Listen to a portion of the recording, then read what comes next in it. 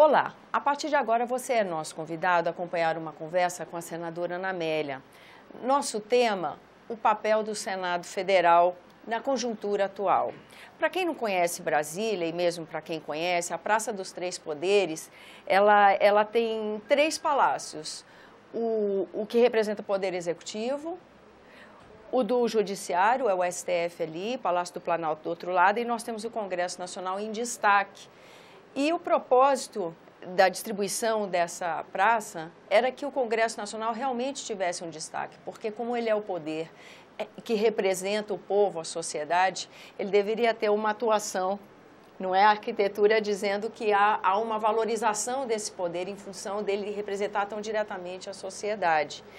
E foi pensando nessa conjuntura que vivemos e no protagonismo desse poder, Congresso Nacional, Poder Legislativo, em especial o Senado Federal, que se fez uma reflexão no plenário sobre o papel do Senado Federal no momento em que vivemos. Uma das pessoas que esteve à frente dessa reflexão foi justamente a senadora Ana Amélia, que conversa agora conosco exatamente sobre esse assunto, não é, senadora? Grata pela sua presença. A gente conversava aqui antes da gravação, a senhora viajando por muitos pontos do seu estado, Rio Grande do Sul, percebe na fala de quem representa o setor produtivo um descolamento, um foco muito grande nas questões da economia e um distanciamento das questões da política. Esse é um caminho que favorece a solução de crise? Eu preciso antes voltar ao preâmbulo da sua entrevista, quando você começou a falar sobre a Praça dos Três Poderes e o símbolo que é o Congresso com as suas duas torres e a vista que tem plasticamente na arquitetura magistral de Oscar Niemeyer nesta cidade. E você fez o comentário sobre a representatividade e a legitimidade que tem o Congresso Nacional como representante da sociedade. Quem está aqui dentro, Tânia? Quem? Como se a sociedade fosse um bolo e a gente fizesse um corte de uma fatia do bolo e aqui está este pedaço do bolo chamado sociedade brasileira. Então, se isso aqui está doente, contaminado por corrupção, por fraudes, por desvios, por irresponsabilidade, por falta de compromisso com o interesse público, vamos olhar para o quintal da nossa casa, para os cantos da nossa casa, porque antes de olhar os problemas fora, temos que olhar os nossos problemas. Muito do que aqui se reflete é o que está também na sociedade. Então, a contaminação de uma doença chamada ética, ou falta dela, aqui, é o que está contaminando as relações sociais na sociedade brasileira, que está achando até que rouba, mas faz. E aceita esse princípio. Essa é a sociedade que nós queremos? Não adianta terceirizar a ética, querer que só o Congresso seja ético. Nós temos que pensar também, olhando a nossa casa, como dizem os chineses, antes de olhar para fora os problemas, olhe os quatro cantos da sua casa. E a gente está deixando de olhar para as nossas mazelas. Quando um aluno cola do colega, ele está sendo ético? E nós passamos a mão na cabeça. Quando ele ultrapassa a velocidade no trânsito, nós fazemos de conta que não é conosco. Quando ele mata e atropela, que sociedade violenta. Mas nós não fazemos nada para dizer para quem está dirigindo o carro onde nós estamos, não ande mais do que a velocidade permitida nesta rua, o risco de matar alguém. Ou não use o celular nesta hora, que você pode dar um acidente.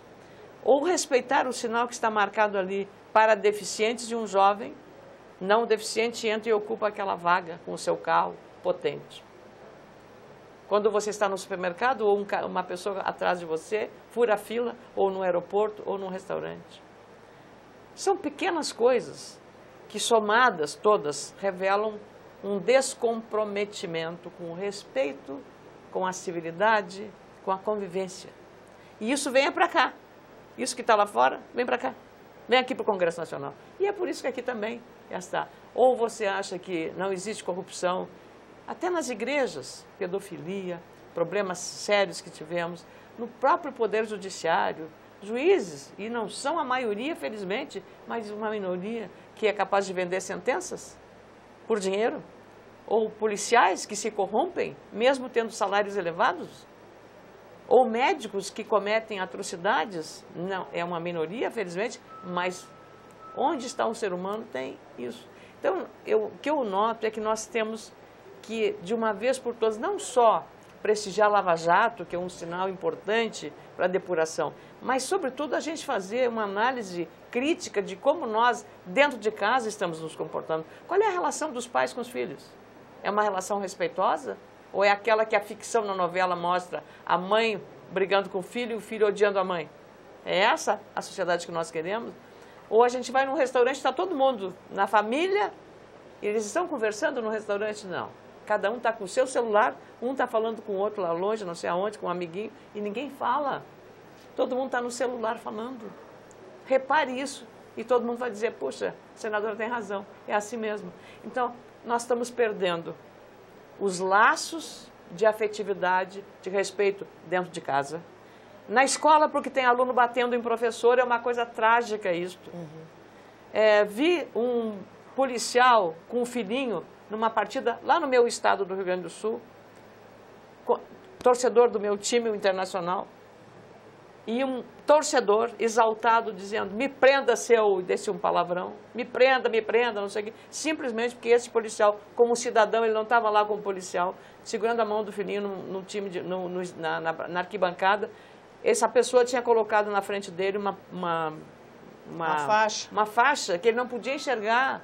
E ele disse, por favor, dá para tirar. Ele disse, por favor, dá para tirar. O que é isso? O que está pensando? Só porque é policial pode... Ele pediu, por favor, porque está tudo gravado, está no Facebook. Que sociedade é esta? E eu queria que até o presidente do time, do Internacional, identificasse esse torcedor e expulsasse esse torcedor da torcida do Inter.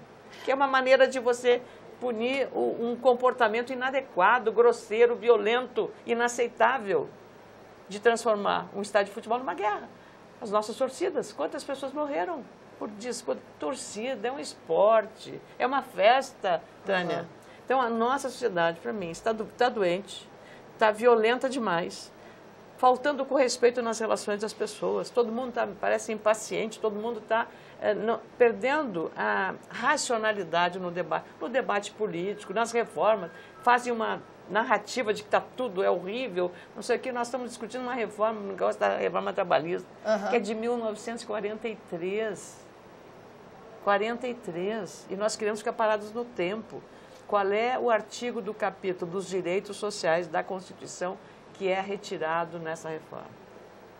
13º salário, férias, remuneração das férias, como prevê a lei, licença maternidade, licença paternidade, seguro-desemprego. Algum desses direitos está sendo retirado? Ou está sendo mexido? Não. Mas a narrativa é de que é uma violência, só que nós não queremos aceitar que a tecnologia veio para acabar. Cerca de umas 20 profissões daqui a 10 anos não existirão mais, Tânia. Não existirão mais. Porque a tecnologia, o Uber, o aplicativo veio para fazer coisas numa relação de capital e trabalho que tu nem sabe qual é.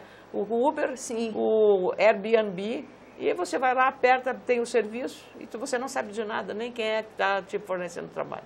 Às vezes está coordenado, inclusive, em outro lugar, em outro país, em outra situação completamente diferente, né? Senadora, e nesse ambiente tão dinâmico de transformação, por exemplo, a senhora citou o exemplo da CLT, que é de 1945, primeira metade do século passado. Provavelmente, nós daqui para frente, cada vez mais vamos ter uma dinâmica nas relações que faz com que a revisão das leis seja necessária com uma certa frequência. O papel do Senado, nós temos que pensar também do Congresso fica mais dinâmico? Não, eu acho que quanto mais você regula, mais problemas você tem. O dinamismo da sociedade, da tecnologia, as relações, a questão de gênero, quando essa CLT foi criada, não havia discussão nem o debate sobre a questão de gênero. Da perspectiva que temos hoje. A união civil das pessoas do mesmo sexo. Isso é do século XXI. 21, nós estamos nele. Então, quer dizer, veja, nós não queremos mexer atualizar uma lei, porque a sociedade mudou, Tânia. Hoje nós temos as empregadas domésticas, os empregados domésticos, uma regulamentação, isso sim, porque não havia regulamentação e foi muito moderno. Essa foi modernizada, criou figuras próprias, específicas e tal, para fazer esse relacionamento mais correto. Agora, no caso dessa crise política que nós estamos vivendo, que é uma crise moral, é uma crise ética, é uma crise política, é uma crise institucional, as instituições estão brigando, o ministro do Supremo está batendo boca dentro das sessões, aqui nós estamos brigando, batendo boca. Essa é uma crise que decorre, para mim, fundamentalmente, de uma falta de lideranças que tenham perante a sociedade um grau de respeitabilidade, que sejam capazes de, não, nós vamos por este caminho ou vamos por aquele caminho. É por isso que existe tanta pressão da sociedade ou de parte dela querendo intervenção militar, minha cara Tânia. Mas espera aí, vamos dar um desfecho aqui, que infelizmente o nosso tempo se esgota, e eu queria ouvir da senhora o que seria um rumo, uma perspectiva, um horizonte, como o Senado, qual é o papel do Senado num momento desse, o que ele vai oferecer para a sociedade, qual é a possibilidade, tem potencial de oferecer à sociedade num momento desse? Acho que a melhor coisa é prestar serviço trabalhando corretamente, aprovando as leis necessárias para o país, para ajudar que isso que você disse também no começo, que descole o Brasil real do Brasil da crise política, que é o que eu vi. O Brasil real está trabalhando, as pessoas estão preocupadas com a falta da sua estrada para o caminhão sair carregado de soja para ir para o porto. É isso que eles estão preocupados, porque isso é geração de renda, é o dia a dia, é o pragmatismo. É o pragmatismo, né? Ou com a regulamentação dos free shops lá na fronteira com o Uruguai ou com a Argentina, ou com a facilitação de voos para aquela região, num aeroporto binacional entre Ribeira, do lado de Santana do Livramento, com tarifas domésticas e não internacionais. Coisas do dia a dia, do cotidiano das pessoas. As pessoas lá, até foi muito bom de ver, todo mundo pensando em aumentar, em crescimento, numa universidade que tem um curso de enologia, a primeira do país, em nível superior. Eu fiquei assim, uma coisa boa, eu vou ter que sair mais aqui de Brasília, porque isso aqui é uma contaminação, é uma espécie de um veneno, assim, tem uma poluição, não é? É um veneno, só se há crise. Chegava lá, não vou falar de crise, vou falar do dia ensolarado, do sol que está maravilhoso, não é ser avestruz, gente, não é. Porque se falar em crise resolvesse, eu falava todo dia, minuto, toda hora. Não resolve. Resolve é trabalhar, é fazer as coisas. Mas nesse e olha aspecto, que eu sou uma senadora independente, a senadora está defendendo Temer, nada disso. Temer não é nenhuma Brastemp, muitos erros do governo, mas é o que temos. Não adianta você pensar que uma eleição direta agora vai resolver os problemas. Nós estaremos criando mais problemas, porque estaremos violentando, rasgando a Constituição Federal.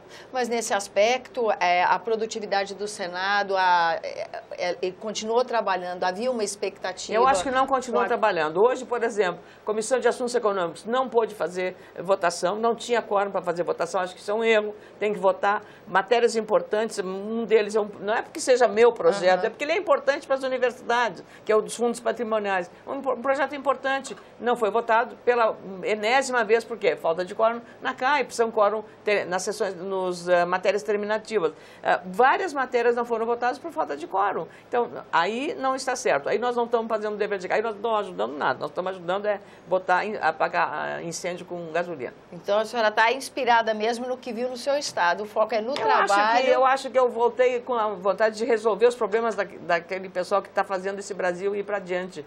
Trabalhando e produzindo, porque foi o único setor da economia brasileira que deu números positivos, que foi o agronegócio. Senadora, eu agradeço então sua presença aqui no nosso programa. Agradeço também a você que nos acompanha. Lembrando que esse é o programa Argumento, que você é nosso convidado a fazer sugestões e críticas ao trabalho da TV Senado pelo 0800 61 2211, que é uma ligação gratuita. Lembro também que é possível rever esse e outro dos nossos programas usando o endereço eletrônico senado.leg.br/TV.